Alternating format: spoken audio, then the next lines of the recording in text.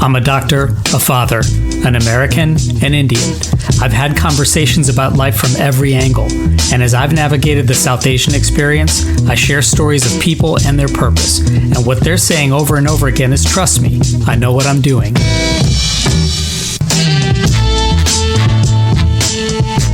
I'm Abhay Dandekar, and on this episode of Trust Me, I Know What I'm Doing, join me for a conversation with Vaishali Patel, Desi culture and language teacher and the founder of sanskarateaching.com.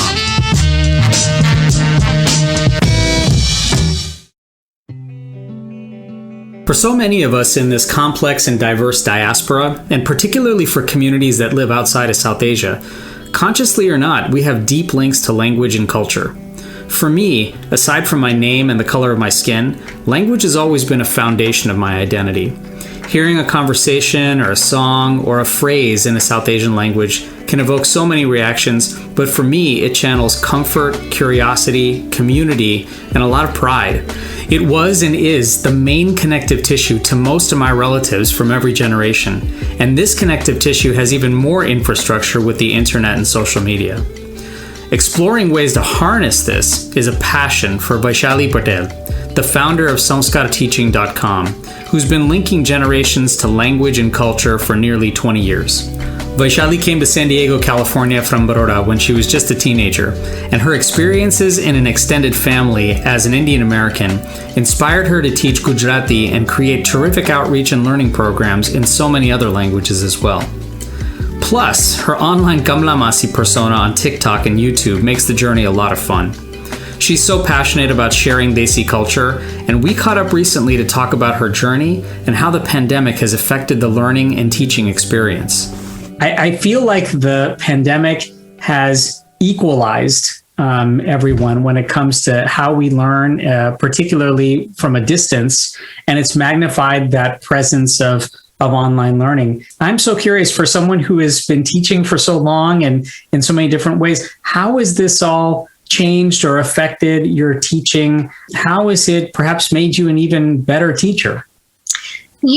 So I'm going to give you a little bit of background on how I started Sanskar teaching. Yeah. I used to drive, I live in San Diego, and I used to drive to 2 hours to LA at our temple to take my kids there. And I taught there, and I wanted them to learn Gujarati, which is the dialect that we speak. And it got super tiring. So right about, I want to say about 7 or 8 years ago, when Google Hangout was coming out, my son suggested, he's like, why don't we just do this? We don't have to drive all the way. Right. And at that time, this was very new. And I thought well, you can't really learn a language online. You need to have the teacher in front of you. And that whole old idea I had, but I started doing this, and surprisingly, over a period of time, this has actually become really good because it's convenient. You could be anywhere in the world. They could be at a wedding, they could sneak out for a little bit, or at a baseball game or practice, or however it works out. Yeah. And the last year, particularly because of the pandemic and everybody being home, for us, it's been great. we've got to add Gujarati, Hindi, Marathi, Punjabi, these different languages that now we're teaching at Sanskar Teaching. But my kids, when they were younger, they went to the Waldorf school systems. I don't know if you're familiar with them. Sure. And one of the things that they used to teach, the main philosophy is all about head, heart, and hands. And when I'm creating this curriculum, now I'm getting to utilize all those tools and little tricks that I had learned when my kids were at school at Waldorf. And so what I'm learning is that even though, one of the homework series that we do, it's called Dada Dadi homework. So this really works out well because some grandparents are not here. They're in India or wherever they are. And because of pandemic, a lot of kids were not able to see their grandparents for a long period of time, but they were still able to communicate with them and get to practice the language they were learning. And I liked that it pulled us out, particularly me, I shouldn't say us, but pulled me out of my comfort zone and made me think of other creative ways how I could bring this, differently. Yeah. Well, and did in that way, for you in thinking about your own children's education, and now having done this for many years, Did you find that the students were that much better at it because everybody is doing this in every way? It wasn't just a unique thing that they were learning Gujarati or Hindi or Punjabi or Marathi in this way. Did it become an easier sort of dyad between the teacher and the student? It did, because before it was that regular school, when students went to their school, they were in person with the teacher. Wow. And now they were getting to do everything online. So it became a little bit easier. We actually were able to add a preschool class for our different levels that we do. So there is a class for ages 3 to 5 where we just do stories and songs and games. And, it's a lot of fun because kids actually can sit in front of a device for 20, 25 minutes. And the fun thing we have is our teachers gauge the energy. So if they feel like kids are falling asleep, then they'll have them do movement exercises. We'll play Simon Says in whatever language that we're learning. We call it Chagan Ke or Papu Bola or whatever we do. Yeah. And they're moving things, they're listening, they're, increasing their comprehension and their ability to follow instructions in the different languages that they're learning. So yeah, definitely. I think kids are all the students are more adept to, this type of learning. Right.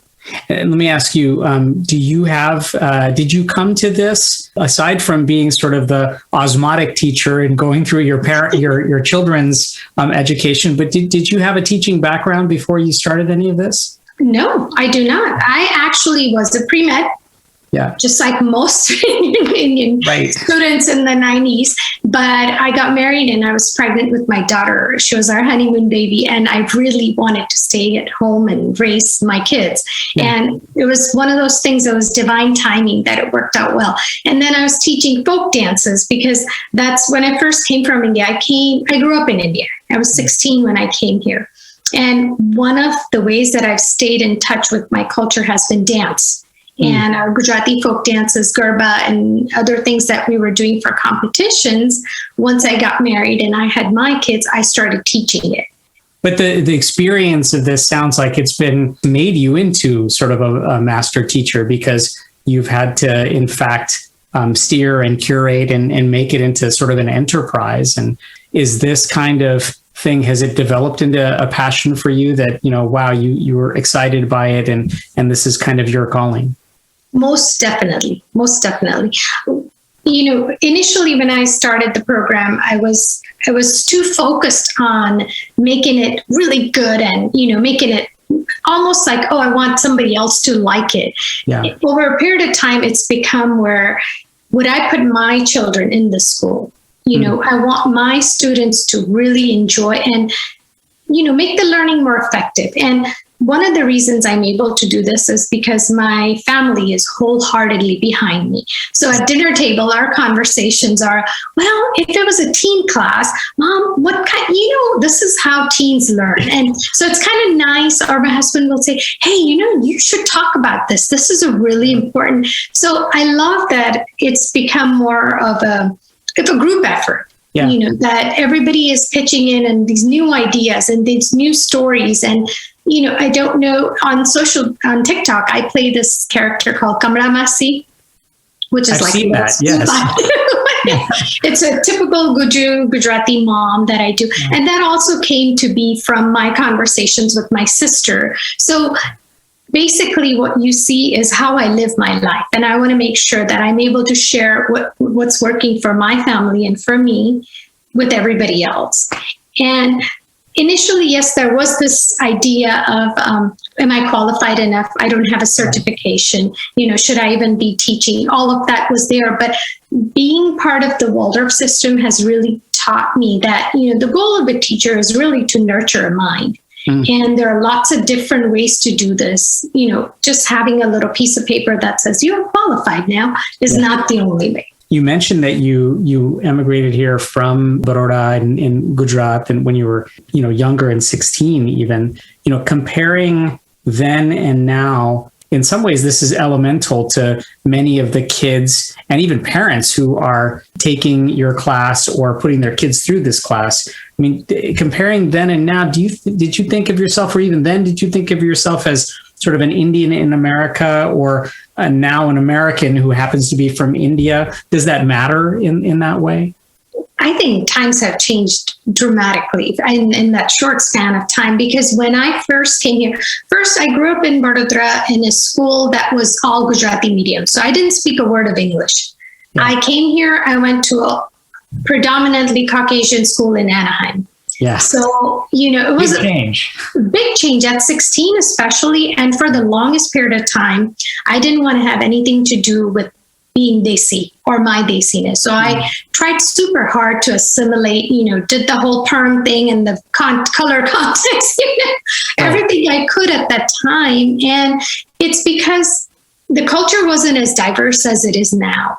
And I mean, in a small part, I do feel that in San Diego, in the community that I'm surrounded by, it is so open that I used to go to pick up my kids in my Indian outfit, and I didn't feel a bit of like this awkwardness. Whereas when I was 16, if my mom came to drop me off in a churidar, I would be like, no, don't come to school like that. Just stay in the car, right? Exactly.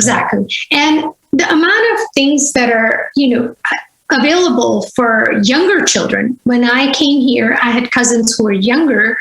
They didn't have any tools to kind of learn about, their heritage, their culture. It was mainly whatever was done at home. And whatever was done at home was more like when we questioned our parents, it was like, well, this is how we've been doing things. So don't question it, just do it.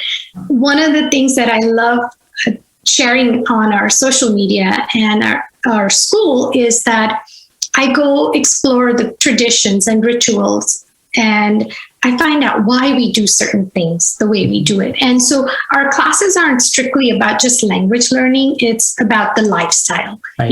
Valuing the little things that we do around the house and understanding them so that you would want to pass it down to your kids rather than just saying, this is something we've been doing for years. I've asked others this same question. I'm just curious what you think about this, because there's a spectrum of different thoughts on this, but is it important to preserve and understand those rituals or those sanskars, if you will, or is it just as important for them to evolve and for them to actually grow in a way that makes them, in that way, uniquely Indian American, or now acculturated to what, this 2021 South Asian American kind of looks like? Yeah. I think ultimate goal for any of us is to evolve. But in order to evolve, you first have to understand where it comes from and why it is the way it is. And so what I like to do is find out, okay, so this is what we do. Why do we do it? And now how can we apply this to the same, keeping the values intact, but apply it to where we live in 2021? And not just the time, but the place, because a lot of things that apply to people living in India not necessarily applies to those of us that live outside of India. Yeah. And one of my goals is to kind of fill in the gap between generations, because I speak fluent Gujarati. So when, for example, there have been several incidents that have been like the Black Lives Matter. So I did a Gujarati video to talk about certain things, because these concepts are really hard for some of our parents and older generations. Sure. And when they understand it, and it's the same thing on both ways, right? We are trying to understand them and they're trying to understand us.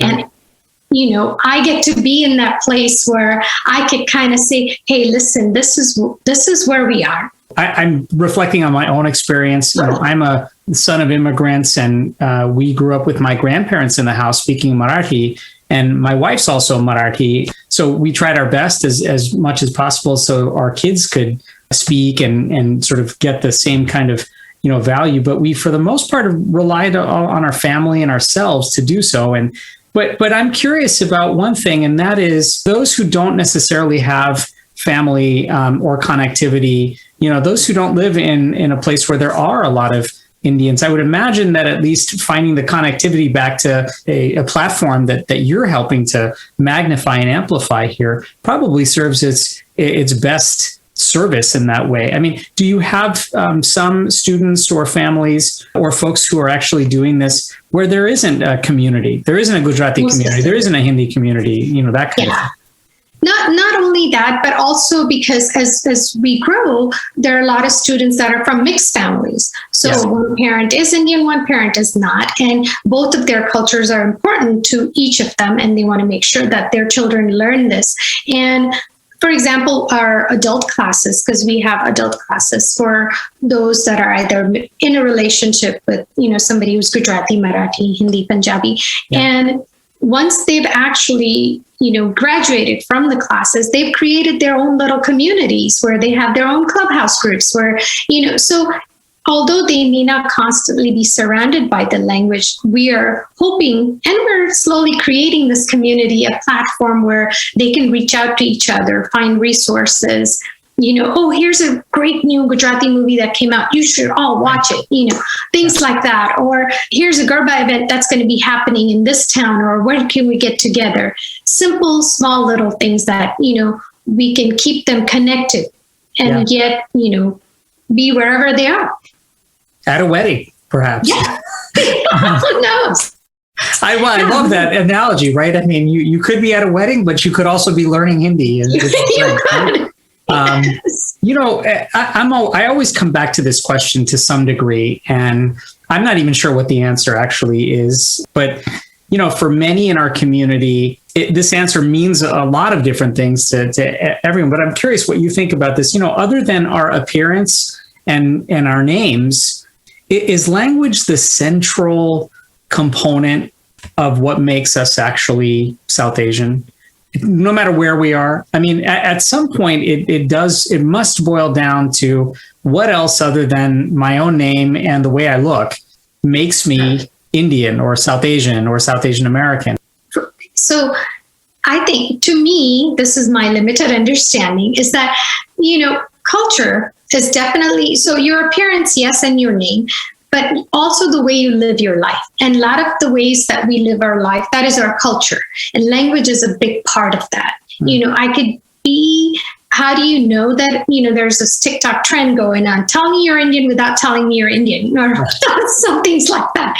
So subtle changes that we take our shoes off before we enter our house. To us, it's like you don't think twice about it. You come in, you see your grandparents, you normally greet them with, in that little, even a lot of times I've noticed that the kids may not speak full on Gujarati, but their simple greeting is Jai Shri Krishna or whatever it is. It's like default, it just comes out. And that's that language connection. And I think as many of us get older and wiser, and we're seeking these deeper questions in life or deeper answers from all these questions, a lot of our literature, a lot of our wisdom that our grandparents have to pass down to us, the real deep meaning of it only gets passed down in that language. You lose a lot in translation. For example, my kids have great grandparents, and they want to sit down with them and have a chat with them. Oh, what was life like when you were little? Or, it's great grandparents, so many of us, our grandparents have not grown up here, but they've been here long enough that they speak English, but their comfort zone is still in their native language. They just feel at ease when they're talking about things in their language. To that degree, right, the idea of things getting lost in translation or not being able to necessarily connect with other generations I'm curious if some would just simply argue that, well, that's okay. Because, for instance, I have members of my own family who are not Indian. I have a brother-in-law who's Caucasian who I love to death, and he speaks actually great Marathi, and he's able to understand. And is there some value in appreciating and celebrating that, even though the meaning or the actual nuance of that samskar is to some degree going to be lost? And is there a risk of that, truthfully? Yeah, I mean, the nuance and little things, subtle things, they are going to get lost. But for somebody to want to learn this language because they care enough, they're open enough, I think the point is it's not about perfection, because you're never going to master it. It's always about learning as we go along. And as much as, for me, it's always behind the intention. The intention is to master it. Yeah. Even if it's mastered or not, yes, there will be some things that are lost, but it's better than not having anything at all. Right? You see what I mean? Absolutely. Yeah. And I'm appreciative of that, because I do feel like the intention, the capacity to both have this balance of appreciation for history and reverence for language and culture, and at the same time, knowing that, we don't live with that same nostalgia that's happening all the time. And in fact, it's evolving in San Diego and in California and all across the country, and for that matter, globally. Is the mission of what you do, how does that matter to the community, right? I mean, these are components of things that used to happen in family households all the time, and now happens virtually or on TikTok and spread in that way. So how does the mission matter to the community in 2021 and beyond?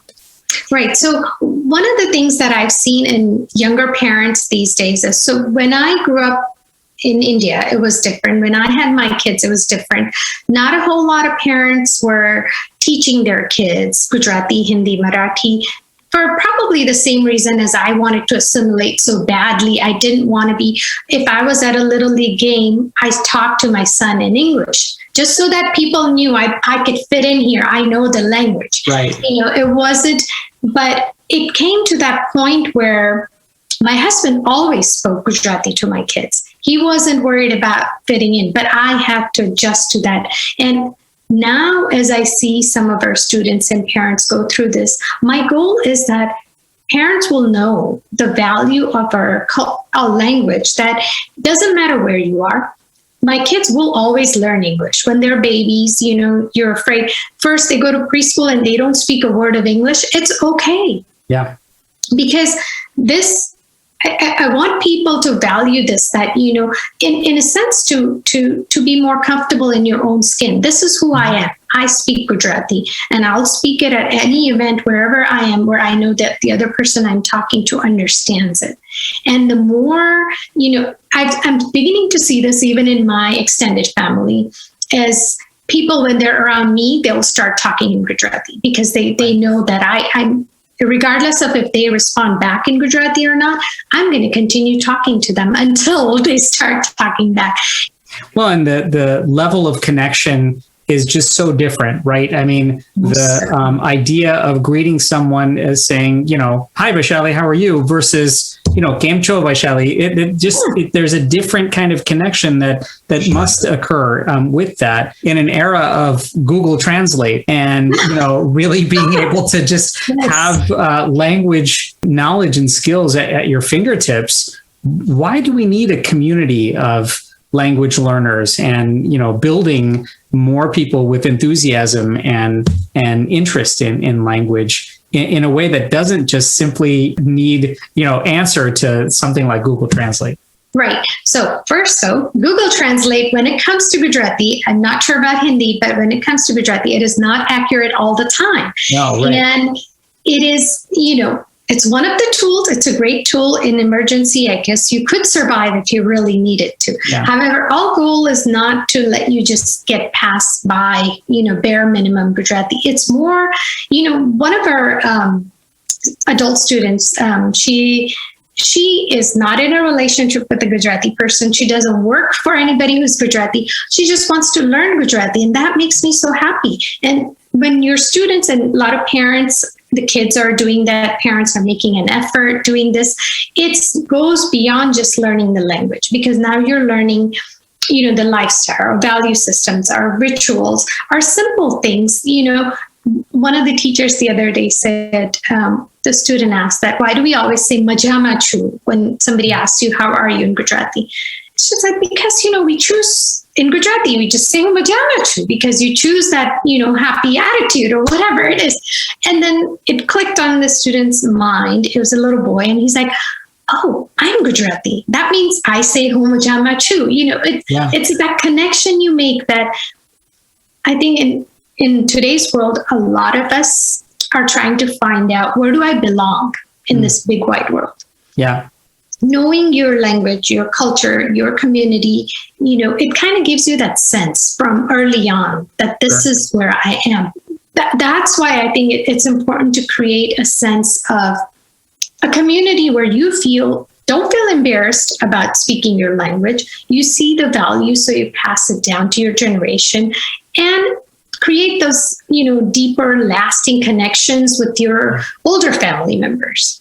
Yeah, the relationship development is something that's so valuable, and obviously not something that you can make with Google Translate. That's for sure. Definitely not. Have you had any kids or younger learners who have now developed enough Gujarati skills that they've surpassed their parents? I actually have several. So because the parents, one of the moms, she grew up in heart of Texas and she didn't have other Indians around her. So whatever Gujarati she learned was from her parents and never was reading or writing. Sure. In a sense, now when she gets wedding invitations, as you know, our Indian wedding invitations are sometimes in actual Gujarati, Marathi, or Hindi. Yeah. So she actually calls her daughter over to read because she can't read Gujarati. Right. And she loves that. The little girl actually loves that mom called her for help. So right. Yeah. Well, no, that's great. And I mean, I'm relishing the day when that cycle will happen at some point where I'm sure a younger crowd of experts can now become mentors and teachers to just about anyone, right? Whether they're older, whether they're younger or not. And it doesn't make a difference. I mean, soon we'll have many Devanagari experts out there, I'm sure, who've gone through the academics of this and really, shared it. So much of what you do is about building trust and really thinking about your own journey as now building this wonderful enterprise, but also cultivating trust with the people you teach and, with colleagues and families in the community out there. How does what you do actually not only develop trust, but how do you find trust in yourself as you continue to do it? So it actually began with me trusting myself enough as we started this conversation that not having any degrees or any qualification in teaching and trusting that, believing my kids when they said, Mom, you're good at this. When you teach, I want to listen to you when you're talking, so trusting that process. My best friend is my partner in this. And, having somebody who's constantly pushing you and believing in you, it helps tremendously. Right. And along the way, I'm learning this idea that these students, these parents, these followers, they all put this trust in me and I owe it to them to be completely transparent. And that is part of the reason I have the Kamra Masi character because, that for lack of better words, I say ghetto because her Gujarati is very gamadi, very, very street, Gujarati versus this proper. And that difference kind of, a lot of people don't speak the language because they feel like it's not proper, that it's rough. And, so for me to try to make it, visible for everybody that it doesn't matter. It's not about perfection at all. It's about embracing who you truly are and just going out there. And I've been blessed that I've found mentors and family members who truly believed in me, that, they've had their trust in me that I could kind of earn everybody else's trust now. I am so grateful for all that you do. I'm sure there are communities of folks and of course, individuals and families that are grateful for it too. Vaishali, thank you so much for joining us. Thank you for having me. You can learn more about Vaishali at samskarteaching.com. Don't forget to subscribe to our podcast and follow us on social media at My Good Friend. Trust me, I know what I'm doing. Airs every Monday, Tuesday on Ruckus Avenue Radio and the Dash Radio app. And a big shout out to everyone learning languages out there. Don't give up. Just channel your inner Kamla Masi and have fun. Till next time, I'm Abhay Dandekar and Aujo. Because every story told is a lesson learned. Because every lesson learned is a story waiting to be told. I'm Abhay Dandekar, and I share stories about South Asian people and their purpose. And what they're saying over and over again is, trust me, I know what I'm doing.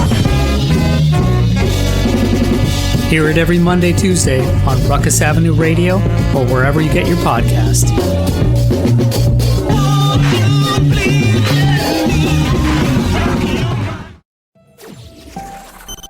Hi, this is Vivek Tiwari, and you're listening to Life Force on Ruckus Avenue Radio.